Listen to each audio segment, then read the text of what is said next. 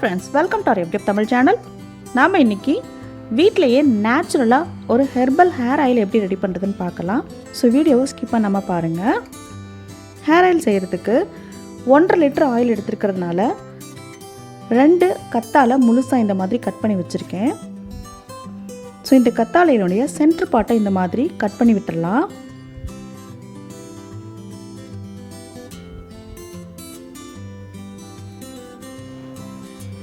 Centre part இந்த மாதிரி cut பண்ணும்போது நமக்கு உள்ள ஜெல்லி இருக்கும். ஸோ இதில் 50 கிராம் அளவுக்கு நான் வெந்தயம் எடுத்திருக்கேன். அதை ஸ்ப்ரெட் பண்ணிடலாம். எந்த அளவுக்கு பிடிக்குமோ அந்த அளவுக்கு ஃபில் பண்ணிடலாம்.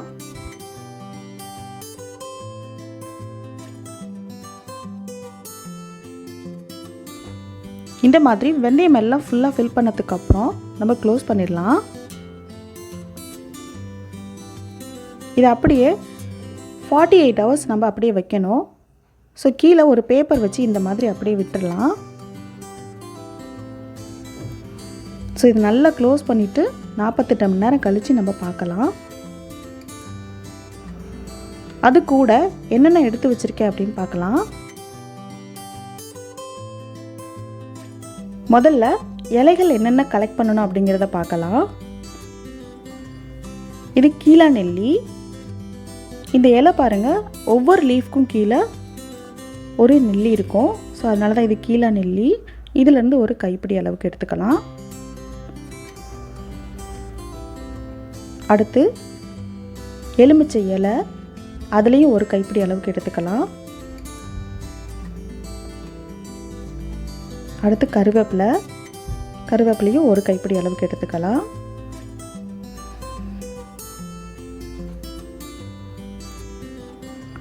வெத்தலை 4லேருந்து 5 எடுத்துக்கலாம். அடுத்து நாட்டு பொன்னாங்கண்ணி, அதையும் ஒரு கைப்பிடி அளவுக்கு எடுத்துக்கலாம்.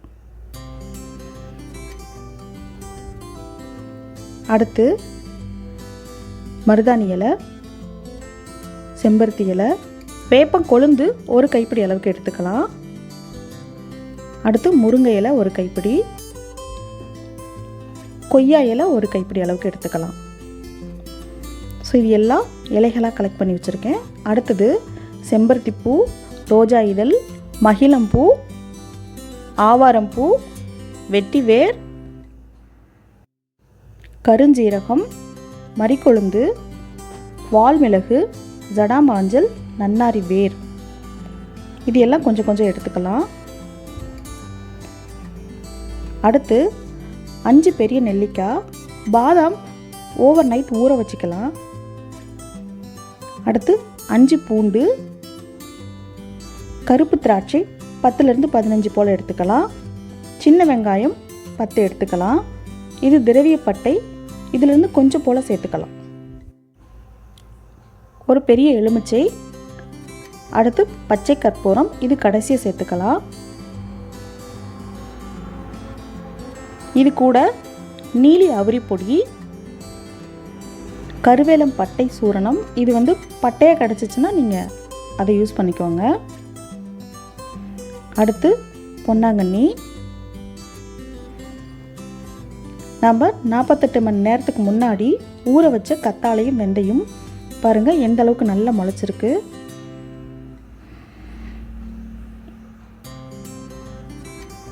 ஸோ நம்ம தண்ணி சேர்க்கறதில்ல, இதில் இருக்கிற தண்ணி பதமே நமக்கு போதும் அரைக்கிறதுக்கு. இது எல்லாம் நம்ம சின்ன சின்ன பீசஸாக நம்ம கட் பண்ணி எடுத்துக்கலாம்.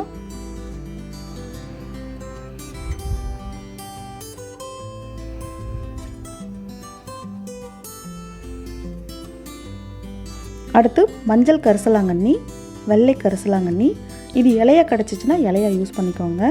இதுதான் பிரிங்கராஜா அப்படின்னு சொல்லக்கூடியது. இப்போது கத்தாழையும் வெந்தயம் ஃபஸ்ட்டு ஒரு பல்ஸ் கொடுத்து எடுத்துக்கலாம். இதில் இருக்கிற வாட்டர் கண்டென்ட்டே போதும், தண்ணி கொஞ்சம் கூட சேர்த்த வேண்டாம், நம்ம அரைச்சி எடுத்துக்கலாம். அடுத்து அதிலேயே சின்ன வெங்காயம், பாதாம், திராட்சை, பூண்டு, எலுமிச்சை இந்த மாதிரி கட் பண்ணி சேர்த்துக்கலாம். நெல்லிக்காயும் இந்த மாதிரி பீசஸாக போட்டு சேர்த்துக்கலாம். இதையும் நல்லா அரைச்சி எடுத்துக்கலாம். அதுலேயே வாட்டர் கண்டென்ட் இருக்கும். முருங்கை இலை, கொய்யா இலை, வேப்பம் கொழுந்து, மருதாணி இலை, செம்பருத்தி இலை, இதையும் சேர்த்து அரைச்சி எடுத்துக்கலாம். பேட்சாக அரைச்சிக்கலாம். அடுத்து வெத்தலை, எலுமிச்சை இலை, கருவேப்பிலை, பொன்னாங்கண்ணி, கீழாநெல்லி, இந்த மாதிரி டைட்டாக அரைச்சி எடுத்துக்கலாம். கொஞ்சம் கூட தண்ணியை சேர்த்தக்கூடாது. தண்ணி சேர்த்துட்டோம் அப்படின்னா நமக்கு பதம் கரெக்டாக வராது. இந்த மாதிரி டைட்டாக அரைச்சி எடுத்துக்கணும். இதே ஸ்டெப்பில் நீங்கள் அரைச்சிங்க அப்படின்னா நமக்கு தண்ணி இல்லாமல் கரெக்டாக நமக்கு அரைக்க வரும். இப்போது 1.5 லிட்டர் தேங்காய் எண்ணெயில் ஒரு 100 கிராம் அளவுக்கு எடுத்து கருவேலம் பட்டை சூர்ணத்துலேருந்து 1 ஸ்பூன் அளவுக்கு நம்ம கரைச்சி வச்சிடலாம். இதை நம்ம காய்ச்ச தேவையில்லை. முடிஞ்ச வரைக்கும் எண்ணெய் காய்ச்சும் போது இரும்பு பாத்திரம் பயன்படுத்தணும் அப்படின்னா நமக்கு அதனோட ரிசல்ட் ரொம்ப நல்லாயிருக்கும். அடுத்து இன்னொரு பெரிய இரும்பு பாத்திரத்தில் மீதி இருக்கிற எண்ணெயை காய்ச்சிக்கலாம். முடிஞ்ச வரைக்கும் செக்கில் ஆட்டின எண்ணெய் வாங்கிக்கிட்டால் ரொம்ப நல்லாயிருக்கும். எண்ணெய் காஞ்சதுக்கப்புறம் நம்ம அரைச்சி வச்ச பேஸ்ட்டை கொஞ்சம் கொஞ்சமாக சேர்த்துக்கலாம். இதை சேர்க்கும்போது சிம்மில் வச்சுக்கோங்க.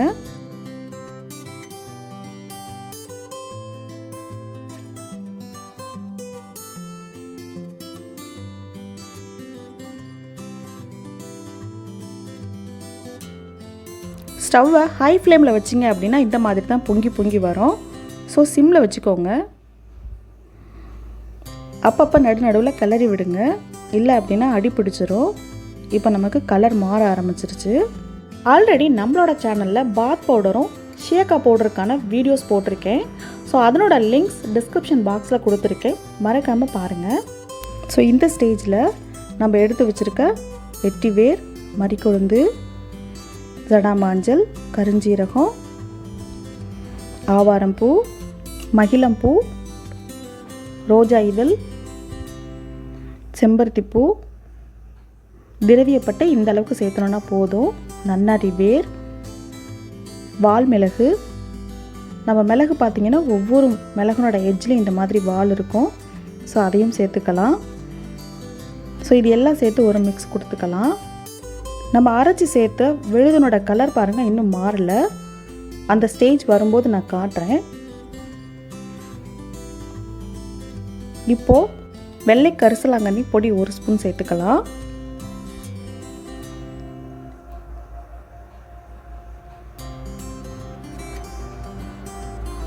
இலையாக கிடச்சதுன்னா இலையாக சேர்த்துக்கோங்க. அடுத்து மஞ்சள் கரிசலாங்கண்ணி 1 ஸ்பூன் சேர்த்துக்கலாம். இலை கிடச்சதுன்னா கண்டிப்பாக இலையாக சேர்த்துக்கோங்க. அடுத்து நீலி அவுரி பொடி 1 ஸ்பூன் சேர்த்துக்கலாம். இது நல்ல ஒரு டார்க்னஸ் கொடுக்கும். இந்த பவுடர் எல்லாம் சேர்த்து இப்போ ஒரு மிக்ஸ் கொடுத்துக்கலாம். இப்போ நமக்கு கலர் நல்லா மாற ஆரம்பிச்சிருச்சு. இன்னும் கொஞ்சம் நேரம் இருக்கட்டும். இப்போ எண்ணெயோட கலர் நல்லா மாறிடுச்சு, நல்ல பதம் வந்துருச்சு. இப்போ நமக்கு கம்ப்ளீட்டாக ஆறுனதுக்கப்புறம் 24 ஹவர்ஸ் அப்படியே விட்டுடலாம். இப்போது 24 ஹவர்ஸ் ஆகிடுச்சு. கருவேலம் பட்டையோடு சேர்த்துன ஆயிலை முதல்ல நம்ம ஃபில்ட்ரு பண்ணி எடுத்துக்கலாம். ஃபில்ட்ரு பண்ணும்போது இந்த மாதிரி காட்டன் கிளாத் எடுத்துட்டிங்க அப்படின்னா நமக்கு நல்லா நீட்டாக ஃபில்ட்ரு ஆகிடும். அடுத்து ஆயிலை ஃபில்ட்ரு பண்ணிக்கலாம். ஆயில் நல்லா தெளிஞ்சிருச்சு. நல்ல ஒரு நேச்சுரலான கலர் நமக்கு கிடச்சிருக்கு. இந்த மாதிரி கை வச்சு நம்ம பிழிஞ்சு எடுத்துக்கலாம். இப்போது ஆல்ரெடி நம்ம ஃபில்ட்ரு பண்ண கருவேலம் பட்டை எண்ணெயை இதோட சேர்த்து மிக்ஸ் பண்ணிக்கலாம். ஃபைனலாக பச்சை கற்பூரம் பொடிச்சு சேர்த்துக்கலாம். இதை சேர்த்தும் போது நமக்கு நல்ல ஒரு அரோமா கிடைக்கும். இப்போது நேச்சுரலான ஹெர்பல் ஹேர் ஆயில் நம்ம வீட்டிலே ரெடி பண்ணிட்டோம். நீங்களும் இதே மாதிரியே ட்ரை பண்ணி பார்த்துட்டு உங்களோட ஃபீட்பேக்கை கமெண்டில் சொல்லுங்கள். இப்போ நம்ம வடிச்சதையும் நம்ம வேஸ்ட் பண்ண வேணாம். நம்ம ஹேர் பேக் போடும்போது யூஸ் பண்ணிக்கலாம். மீதி இருக்கிற ஆயிலை ஃபில்ட்ரு பண்ணிக்கலாம். 1.5 லிட்டர் ஆயில் எடுத்ததுக்கு எனக்கு 1/300 அளவுக்கு வந்திருக்கு. நம்மளோட வியூவர்ஸ் நிறைய பேர் சப்ஸ்கிரைப் பண்ணாமல் பார்க்குறீங்க.